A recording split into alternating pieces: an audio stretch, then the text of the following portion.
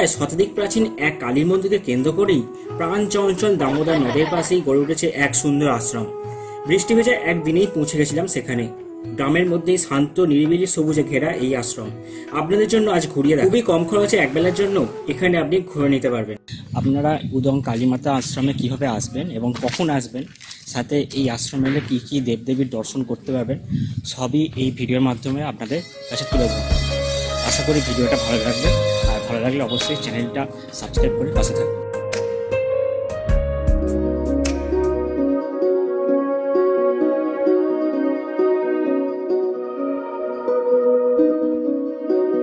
আমি এখন রয়েছি উদং কালীমাতা আশ্রমের সামনে। কিভাবে এই উদং কালীমাতা আশ্রমে আসবেন সেটা একবার দেখে নেওয়া যাক। হাওড়া থেকে ট্রেনে কিংবা বাসে দুভাবেই আপনি এখানে চলে আসতে পারবেন। হাওড়া থেকে ট্রেনে বা বাসে আমতা কিংবা বাগনান চলে আসতে হবে প্রথমে। এই উদং কালীমাতা আশ্রম বাগনান ও আমতায় প্রায় মাঝামাঝি। আমতায় এসে আসতে হবে বাগনানের দিকে, এবং বাগনান এলে ঠিক উল্টোটা। আমতা ও বাগনান এই রুটে পর্যাপ্ত বাস রয়েছে। বাসে চলে আসুন ফতেপুর বাস স্টপ।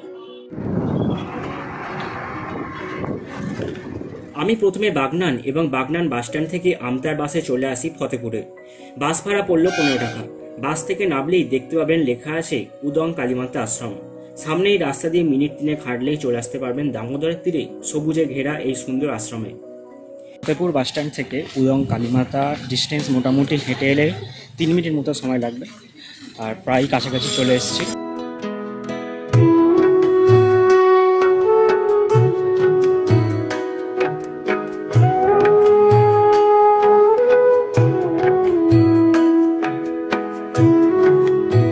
পাচ্ছেন প্রবেশদ্বারের সামনেই লেখা রয়েছে আশ্রম খোলা ও বন্ধের সময়।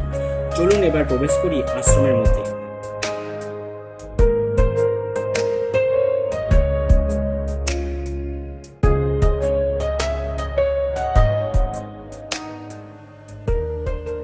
আশ্রমের মধ্যে প্রবেশ করলেই অন্য জগতে প্রবেশ করেছেন বলে মনে হবে। এত সুন্দরভাবে সবুজ গাছে আশ্রমটিকে ভরি তোলা হয়েছে, যা দেখে আপনি মুগ্ধ হতে বাধ্য।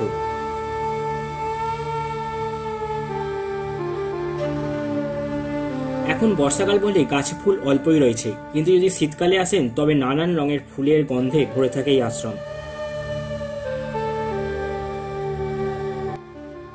আশ্রমের মধ্যে রয়েছে মোট 4টে মন্দির: রাধাকৃষ্ণ মন্দির, কালী মন্দির, শনি মন্দির, আর অপর প্রান্তে মহাদেবের মন্দির।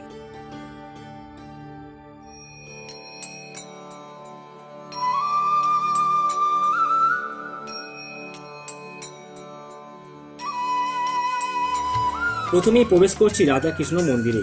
মন্দিরের মেঝে মার্বেল পাথর দিয়ে বাঁধানো, সাথে মন্দিরের দেওয়ালের উপরের দিকে মহাপ্রভু শ্রী চৈতন্যের জন্মগ্রহণ থেকে পুরীর জগন্নাথ মন্দিরে জগন্নাথ দর্শন।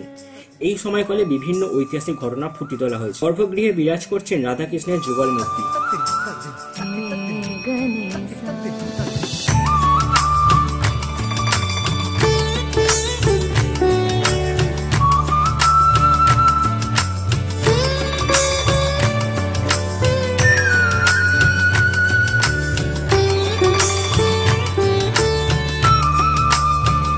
আশ্রমটিকে ঘুরে দেখার সময় এর সমৃদ্ধ ইতিহাসে মুগ্ধ হয়েছি। সবাই জানি বাংলার দুঃখ বলা হয় দামোদর নদকে। অতীত থেকে বর্তমান এখনো অবধি আষাঢ় শ্রাবণ মাসে ভারী বর্ষাতে দামোদরের আশেপাশের অঞ্চল বন্যাতে বিশাল ক্ষতিগ্রস্ত হয়। সেরকমই একবার বন্যার কবলে পড়ে শুরু হয় মহামারী।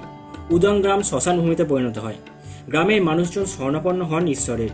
বিভিন্ন মন্দিরে পূজা অর্চনা শুরু হয়। গ্রামে কিছু মানুষের প্রয়াসে বর্তমান স্থানে বাঁশের দরমাযুক্ত টিনের ছাউনি বিশিষ্ট ঘরে কালীমায়ের মৃন্ময়ী মূর্তি প্রতিষ্ঠিত হয়।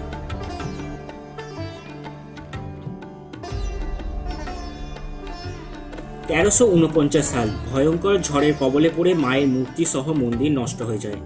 এরপরই ঘটে অলৌকিক ঘটনা। স্বপ্নাদেশ পান উদং গ্রামের স্বর্গীয় দেবেন দত্তের জামাই নবকুমার আর্য। দেবী বলেন, নব, আমার মন্দির ভেঙে গেছে, আমার মন্দির করে আমার চিন্ময়ী মূর্তি প্রতিষ্ঠা কর, তোর মঙ্গল হবে। পরের দিন নবকুমার বাবু গ্রামবাসীদের সাথে আলোচনা করে থালিয়া গ্রামের মদন ও নীলকণ্ঠকে মার মূর্তি নির্মাণের দায়িত্ব দেন। সাথে ফতেপুর গ্রামের 2 ব্যক্তি মন্দির নির্মাণের জন্য ভূমি দান করেন।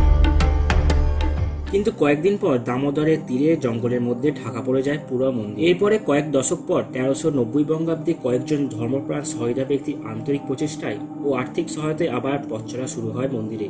সাথে শুরু হয় নানা ধর্মীয় অনুষ্ঠান। তবে 1411 সালের শেষের দিকে নতুনভাবে গড়ে ওঠে মার মন্দির ও পাথরের মূর্তি। সাথে গড়ে ওঠে শিব মন্দির, শনি মন্দির ও রাধাকৃষ্ণ মন্দির। কালীমার মন্দিরের সামনেই রয়েছে বিশাল বড়ই হরিতকি গাছ ও পাশেই প্রাচীন নাটমঞ্চ, স্থাপিত হয় 1394 বঙ্গাব্দে। এইখানে পুরো বাগিচাটা গোলাপ ফুল ফুটে আছে। পাশেই রয়েছে শিব মন্দির, সামনে নন্দী মহারাজ আর গর্ভগৃহে বিরাজ করছেন দেবাদিদেব মহাদেব। সামনে একটি শিবলিঙ্গ রয়েছে। শিবরাত্রির সময় এখানে আশেপাশের মানুষের খুবই ভিড় হয়।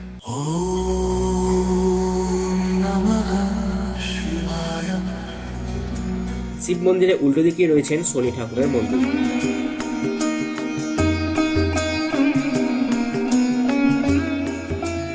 আশ্রমে মন্দির ও সুন্দর বাগান ছাড়াও আশ্রমে রয়েছে বিভিন্ন পাখি, সাথে রঙিন মাছ।